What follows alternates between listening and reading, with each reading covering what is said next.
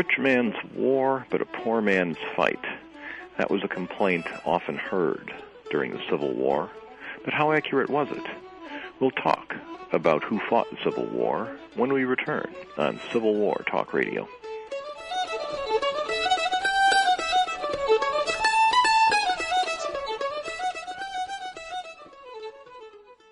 In the great scheme of things, a minute isn't all that much, unless you happen to have a stroke.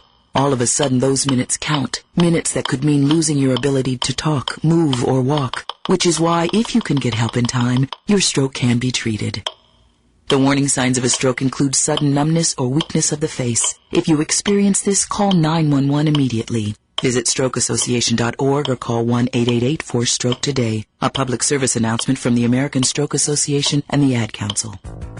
Looking for answers in real estate? We break it down for you. Each week, the Exeter Group explores how successful investors evaluate and acquire real estate to build their portfolio. From financing tips, tax and accounting strategies, and advice on how to control risk. The Exeter Group entertains and informs while divulging secrets used by the most successful investors. Tune in to the Exeter Group every Monday at 12 p.m. Pacific, 3 p.m. Eastern on World Talk Radio, Studio A. You're listening to World Talk Radio, where the world comes to talk.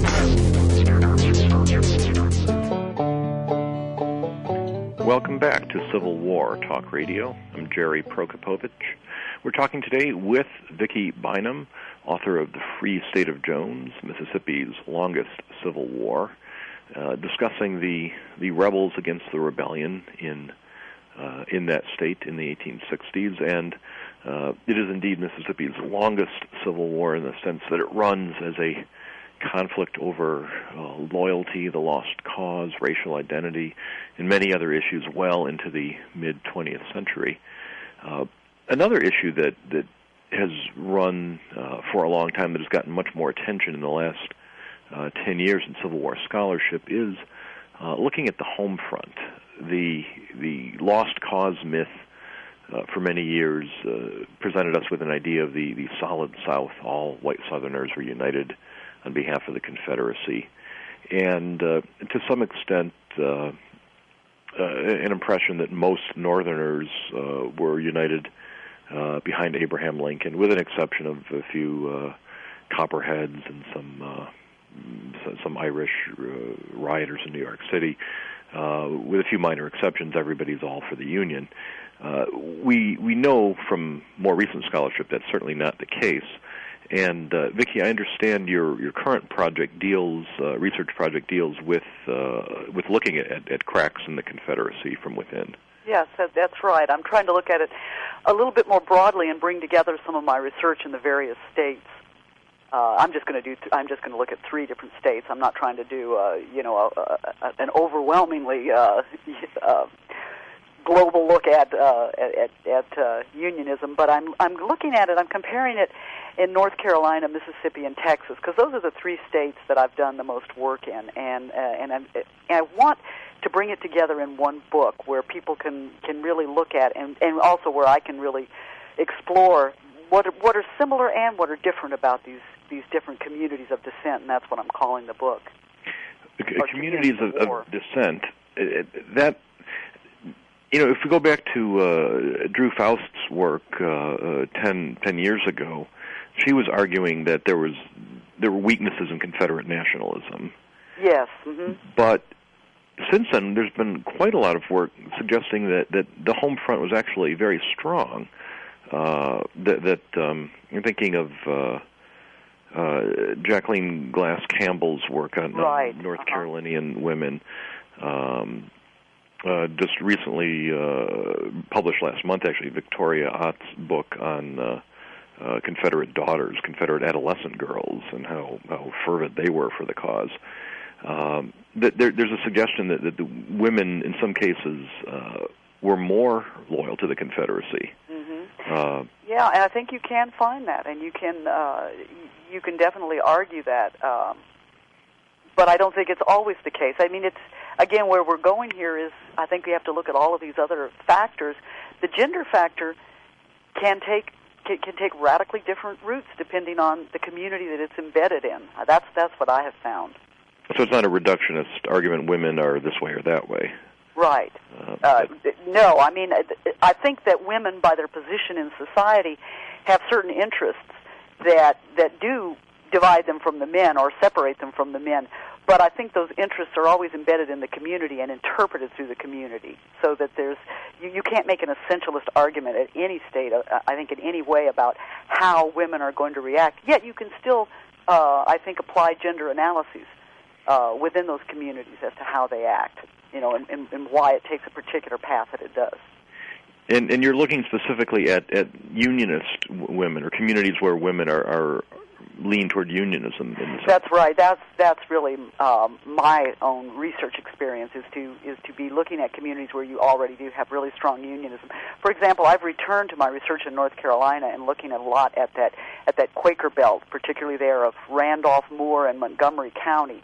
And I wrote on that. I wrote quite a bit on that actually in Unruly Women. But I'm going in there now with the benefit of almost 20 years more research and thinking on this topic, and trying to look at the factors. I mean, there you have such an important factor of religion, Wesleyan Methodism, as well as the heritage of Quakerism. But it's really the Wesleyan Methodist movement of the late 1840s that has a very vibrant quality there in terms of unionism during the war.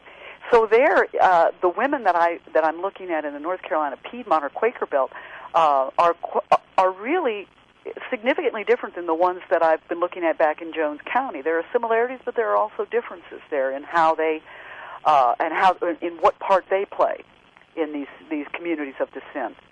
It sounds like they're more ideological in North Carolina. I would say so. That's what I would argue, is that you really do have because I think also because the women, when you have a religious component to unionism, that's something that women are more directly involved in than, say, politics, political views. They're more directly involved in that, and that's really a religion of dissent already in terms of the conventional state apparatus and power structure.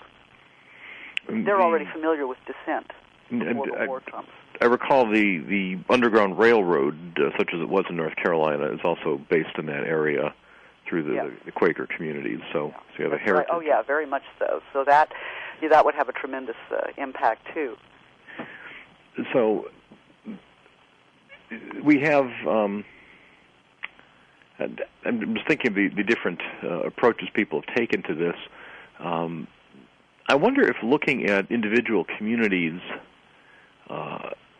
which is the way a lot of this work has gone. I mentioned Jonathan Saris earlier, Philip Paladin looking at the Shelton Laurel massacre in North Carolina, looking at one community in a sort of under a microscope. Is somebody ever going to pull all this together for us? Well, that's a good question. And do you mean specifically in terms of women's role? Or unionism in the South? Yeah. Well, I think there are a lot of efforts to do that, and so far they have taken the form, like one other anthology that I have an essay in, Daniel Sutherland's. They've taken the approach of getting individual authors to contribute essays from all the various different unionist communities or wars within wars of the Civil War, and that's been a good beginning approach, I think. But I do think that, I mean, we have some really old studies, like Georgia Tatum's or Georgia Lon, Ella Lon and Georgia Tatum, both women historians, did early studies where they gave broader overviews, but those works are very, very dated now, and I think that there is time for another one. I think I'm trying to advance that by doing my 3 different states, but I just can't pretend that that's nearly as comprehensive as what you're talking about. And I think that's still to come, and I think it's begun in the form of just a number of just excellent anthologies. But again, we don't have the grand synthesis. That's still waiting to come. Well, that's I guess encouraging in a way. One always likes to know there's another thing to be done. Yeah, and that's definitely one that's ripe to be done, because the individual works, the monographs are there.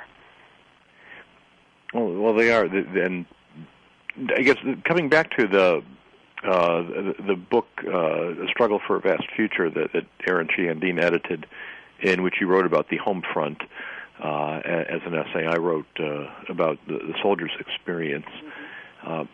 A book like that, with lots of fabulous illustrations, more than any academic press is ever likely to provide, can reach hopefully a relatively broad audience. And if it gets, as hopefully it will be, if the movie of the Free State of Jones is made, this also will reach a broad audience.